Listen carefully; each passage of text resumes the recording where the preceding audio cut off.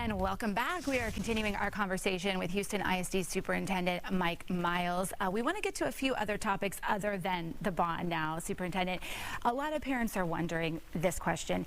How many uncertified teachers are currently in classrooms? Do you have a ballpark number, and will you require them to become certified? Yeah, so we have a number of teachers working towards certification. They all have bachelor's degrees, of course. And so we're looking at effectiveness, and we've been much more rigorous about that. And what I can tell you that we started the school year off with only 28 vacancies. That's out of 10,640 people, and anybody that we had to hire over the summer, we put through a rigorous program or interview process. So feel confident that the students have an effective teacher in the classroom from day one.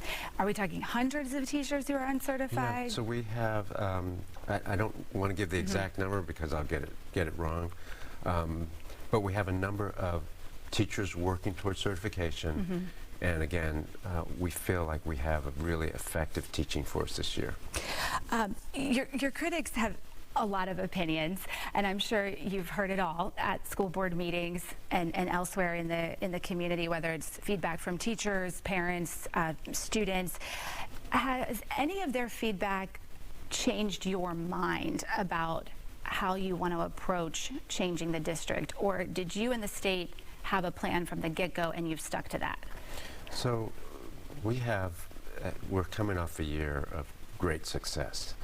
That success came due to a lot of changes that were needed and bold reform. That's the only thing that will change a large urban district. We can't keep doing the same things, we know that. And we did have a number of failing schools, in fact 121. So change was needed, and that change came with some angst. And that is understandable.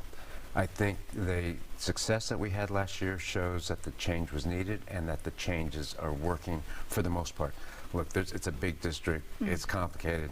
We inherited a district that was failing in many of the systems, so there's work to do, there's no question about that.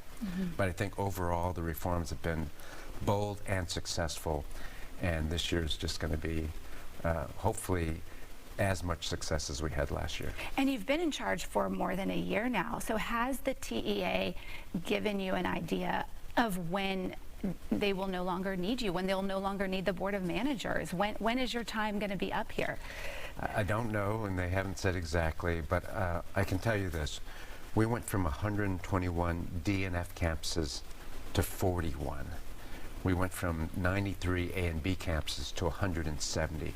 And so if we repeat that percentage-wise this next year, we will have overwhelmingly met or come close to meeting one of the key exit criteria, which is you can't have any schools with D or F status. So if we do a repeat this year, I think we'll be close to starting the transition to an elected board. All right, we will end there with Superintendent Mike Miles of Houston ISD. Feel free to stop by anytime and happy to be here. Let us know how the district's doing. Thank you so much. Thank you.